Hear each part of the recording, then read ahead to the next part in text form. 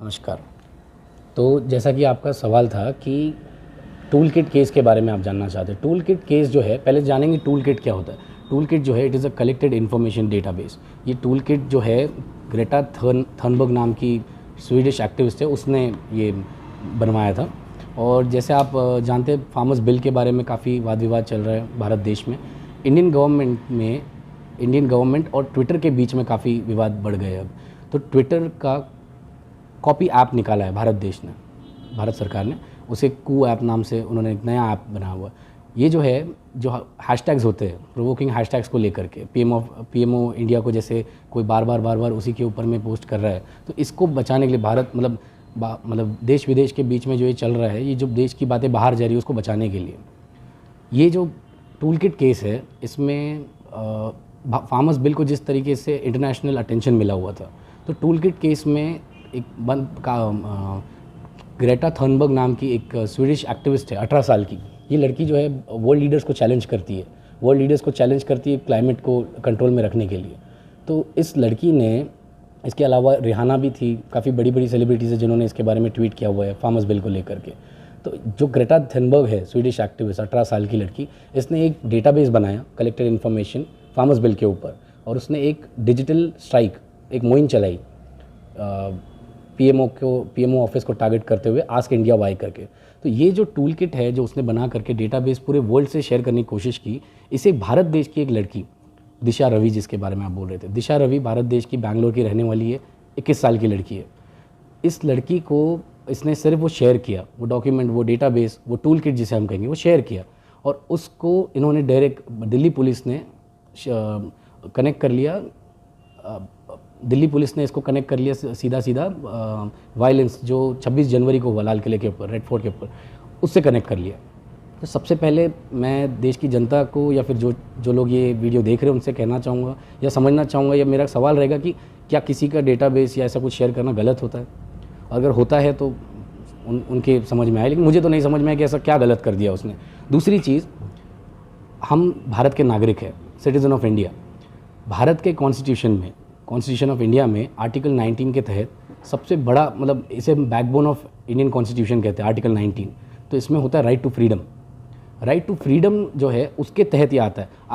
आपको मौन रखने का फ्रीडम है, आपको बात करने का फ्रीडम है, आप अपने ओपिनियन शेयर कर सकते हैं। आर्टिकल 19 की वजह से ही मीडिया को फ्रीडम है, लेकिन मीडिया को एक दायरे में रह कर के पूछने का फ्रीडम है। तो इस तरीके से ये जो है, नागरिकता के ऊपर सवाल उठाया जा रहा है। दिल्ली पुलिस का ये काफ़ी गलत कदम रहा है। इतना मैं इस बारे में कहना चाहूँगा। आप क्या कहोगे कि जो इंडियन सेलिब्रिटीज़ है, पर्टिकुलर सचिन तेंदुलकर हो गया, लता मंगेशकर हो गया, इन्होंने जो फॉरेन सेलिब्रिटीज़ है उनको काउंटर किया कि तुम हमारे जो इंडियंस है पर्टिकुलरली उनके थॉट्स के बारे में तुम कुछ रिमार्क्स नहीं कर सकते। टूल किट्स के संदर्भ में वो बात आगे बढ़ गई थी।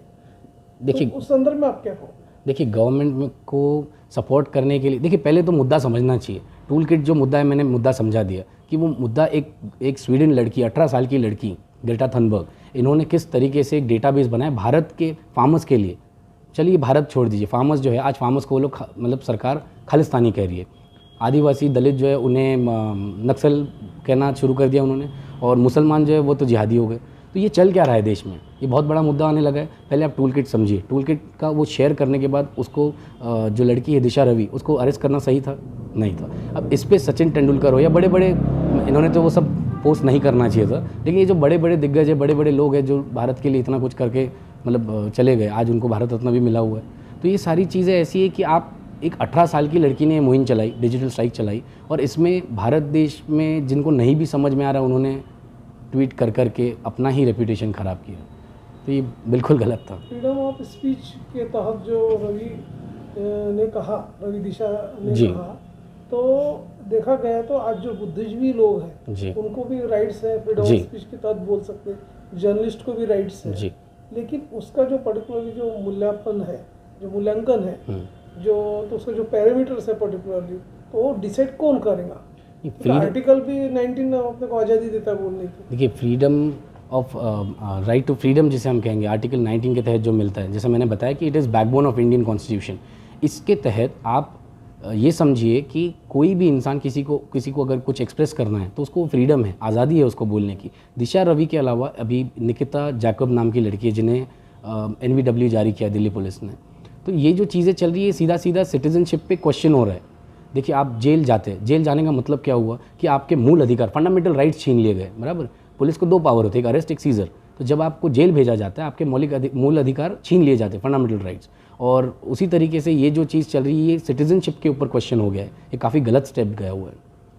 तो आर्टिकल 19 के तहत ये मुझे लगता है ये इंडियन पॉलिटी से रिलेट करता है और ये काफ़ी बड़ा मुद्दा बनेगा आगे जाके।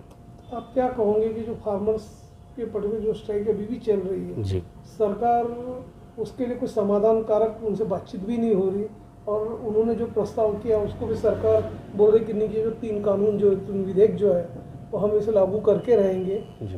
तो ये जो एक संभ्रम की स्थिति बनी हुई है तो उसका आगे चल क्या निष्कर्ष निकलेगा आपके नज़र में? देखिए कृषि कानून के लिए कृषि कानून कायदा जो पास हुआ है इसके लिए मैं इतना जो मैं समझ पा रहा हूँ, मेरा जो व्यू है इसके लिए, आप जो इंदिरा गांधी के समय जो इमरजेंसी लाई थी 26 जून 1975, उस समय का मैं कुछ रिलेट करता हुआ देख पा रहा हूँ इसमें।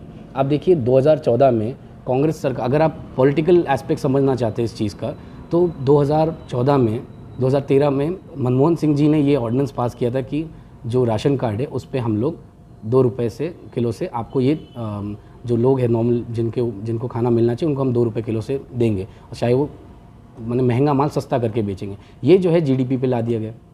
अब जो GDP पे जब ये लाद दिया गया है, आज भारत देश की GDP -8 चली गई है। तो इसको बहुत एक बड़ा मुद्दा बनाने के लिए मुझे लगता है इन्होंने पहले ही ये प्लान कर लिया था, और अब जो है ये सरकार इसे झेल नहीं पा रही है, और MSP है इसको हटाने के लिए इसमें इवन देश विदेश का भी बहुत बड़ा मुद्दा इसमें रिलेट होता है। तो ये 2-3 चीज़ें मुझे लगता है जिसकी वजह से इन्होंने पहले ही ये प्लान करके रखा था कि ये मुद्दा आगे जाके उठाना ही है। और जैसा आप इमरजेंसी में